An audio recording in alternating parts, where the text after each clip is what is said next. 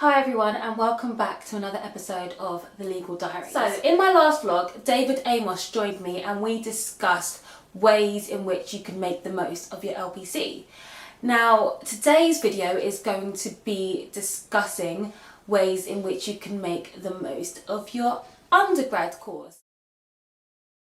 The first tip I think is the most important tip, and that is to believe in yourself. If you're doing that already, then well done, because I certainly wasn't doing it until my later stages at university. And if you're not, then please do start believing. So when you get to the stage of when you are qualified and clients need to instruct you, you need to remember they are putting down money for this. Why is somebody going to put down money and pay for somebody who doesn't believe that they can carry out the work, who doesn't believe in their capabilities? Start believing in yourself, because other people will then feed off that energy and start believing in you also. It's so important. It's important to get into that right mindset. If you're sitting there and you're thinking, okay, I need to achieve a 2-1 or a first this academic year, but I don't know if I can do that, stop right there and just tell yourself, you know what, I can do it and I will do it. The second is to set goals.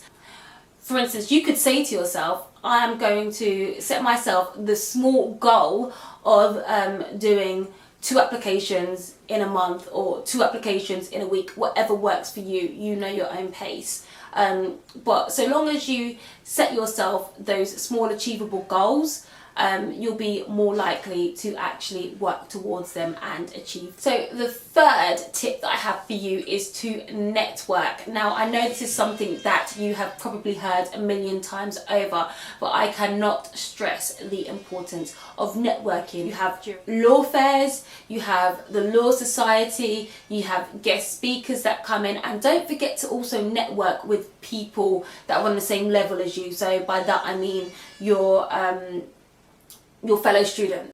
So if you are at a law fair, you need people to remember you, and I'm not saying go there and be armed with outrageous questions, but just simple light conversation is often enough to do the trick. Have a presence, if you can, online as well as offline. Get on people's radar and make sure that you are doing the best that you can to make the most out of every situation you are in. Number 4 is to understand what you are learning, and by that what I mean is do not leave revision until the last minute.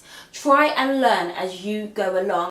And the reason as to why I say this is to A, of course, maximise your chances of getting the best grades, but B is to alter the way in which you think. Have fun with education. You're not going to be studying forever, but also have fun outside of education. Make time for other hobbies. You'll be surprised at how many firms, chambers and organisations value people who are able to have a social life, who are able to get involved in extracurricular activities, because it says a lot about you. It just shows that you're an all-rounder, and that also develops soft skills that you can't necessarily develop whilst you are just studying with your head in the books.